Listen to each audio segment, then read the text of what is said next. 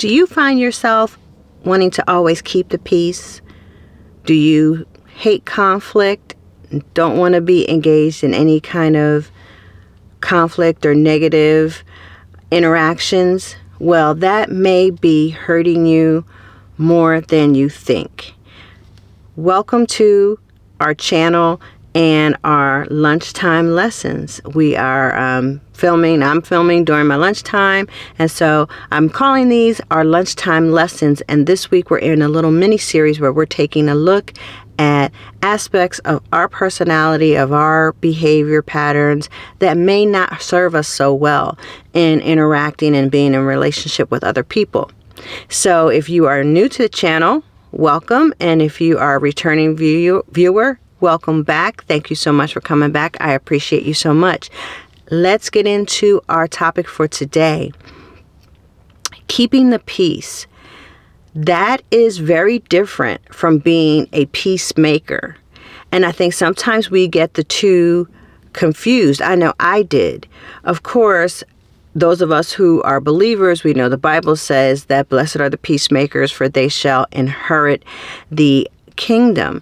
And in the process of maybe trying to be a peacemaker, we find ourselves going into that slippery slope of keeping the peace, and they are very different. If you are trying to always keep the peace in your family, in your relationships, you will find that you do not like conflict of any kind. If folks aren't getting along, you will be the first one in there trying to smooth things over, trying to go and talk to each party. If it is involving yourself, you'll find that you often will not want to have the tough conversations. You don't want to confront people.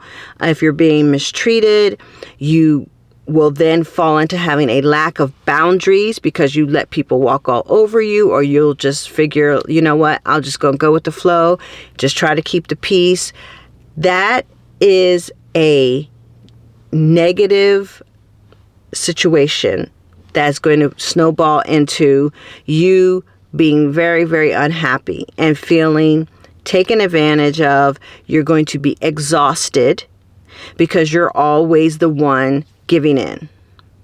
And you're always the one running around trying to make sure everybody else is good to the detriment of yourself.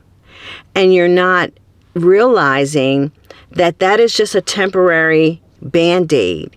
When you try to just keep the peace and you don't want to have the tough conversations because it's uncomfortable, it's conflict, and you may not like that, you never get to the root of the problem. So keeping the peace, not having tough conversations, giving in to others' demands or to the way people are treating you, or trying to always rectify and pacify others. If two other people aren't getting along, you're the one in there trying to talk to this one and talk to that one. Well, they didn't really mean this, and I know maybe it came off wrong, and you're being the intermediary and going back and forth. You're going to never get to the root cause of the problem. It's just a Band-Aid. But you are tempted often, I know at least I am tempted often to do that, because in the moment, for the time being, it's the path of least resistance. And it's not as uncomfortable, it doesn't feel as bad as having a tough conversation, confronting somebody, engaging in conflict. And that is the difference between that and being a peacemaker, which the Bible tells us we should be. Peacemakers actually engage in conflict, and they actually engage in the tough conversations, but their goal is peace. Their goal is to find the common ground. Their goal isn't avoidance. So with keeping the peace, you're trying to avoid all conflict, all uncomfortable feelings, all situations where folk aren't getting along. But being a peacemaker, you are engaging in uncomfortable conversations and conflict with the goal of peace in the end, with the goal of finding that common ground where, we can agree to disagree, or whatever the peace is at the end, that is your goal. So on this hand, we have avoidance as being the goal. And on the other hand, you have peace as being the goal. And that's what we want to strive for. So I want us to think about in our toxic relationships that have not worked, when you come out of them, on this channel, what we're trying to focus on is taking a look and reflecting back so that we can heal and become whole and become the best versions of ourselves. And we want to take a look back at what was going on with us, in us. How are we acting and reacting to situations and circumstances? Were you always giving in to somebody else, or somebody else does you wrong and you just take it on the chin, let it roll off your back because you don't want to, cause any controversy? I'll tell you, one of the biggest examples of this for me was when I got married. I had my home and my husband moved into my house, but he was new to the area, new to the state. So he lived in a neighboring state. But when we got married, he moved to my state, moved into my home. But he did not contribute with the bills for an entire year. Although he was working, he would not contribute to the bills. And I, being newly married, of course, I don't want to cause trouble right at the start. I don't want to ruffle anybody's feathers. So I did not want to confront him about it. And I didn't even really know how much he was making. He was very secretive about how much he was making, but I figured, well, maybe, he's not making enough. And I'm sorry, guys, if you hear that siren. I guess there's a fire station a couple of streets over, but I didn't want to confront him, and I didn't for a whole year. That is an example of keeping the peace. But I was not resolving the issue. I was just temporarily avoiding, the elephant in the room and, going through each day smiling. Oh, hey, how are you? How was your day? How was work?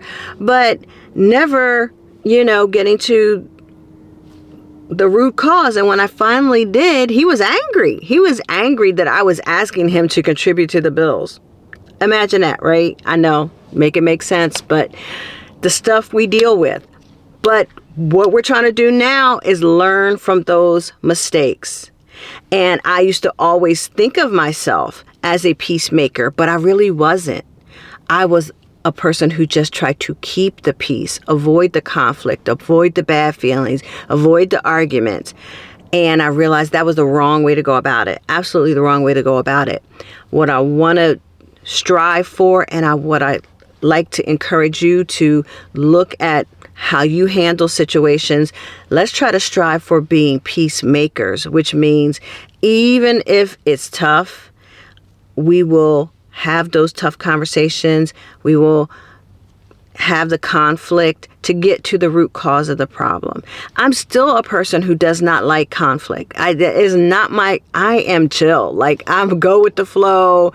I'm not trying to fuss and fight. I'm not trying to argue with nobody. But there are times that I have to get out of my comfort zone and deal with a situation head on, rather than let it go on and on and on to my detriment. You have to love yourself enough, and you have to have boundaries, which we talked about in yesterday's video, where we were talking about being a person that does not have any boundaries and being a people pleaser. This is related.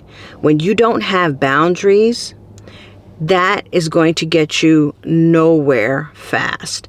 So let's try to work towards being a peacemaker, getting out of our comfort zones, having the difficult conversations. Even if, for me, after I have a tough conversation with somebody, like, I physically feel ill. Like, it makes my stomach hurt. I hate it. I absolutely hate it. But I know that it's necessary, and I know it's something that I have to get more comfortable with doing. And there's a way to go about it. If you can go about it without fussing and arguing and cussing and all that kind of stuff. And you can say your piece, say what you need to say, and then you'll feel better. You will ultimately feel better, even if you don't immediately after that conversation. So that is the lesson of today, the one I wanted to drop off to you guys. In your journey for healing, coming out of bad relationships, whether it's family, friends, romantic relationships, let's take a look at ourselves. And so far this week, we've learned we don't want to be people pleasers, and we don't want to keep the peace. We want to be peacemakers. All right, you guys, as always, I'd love to pray for you. If you have any prayer requests, you can either drop them down in the comments or you can send me an email. That is in the description. Thank you again for stopping by the channel. Until the next one, y'all take care. Bye.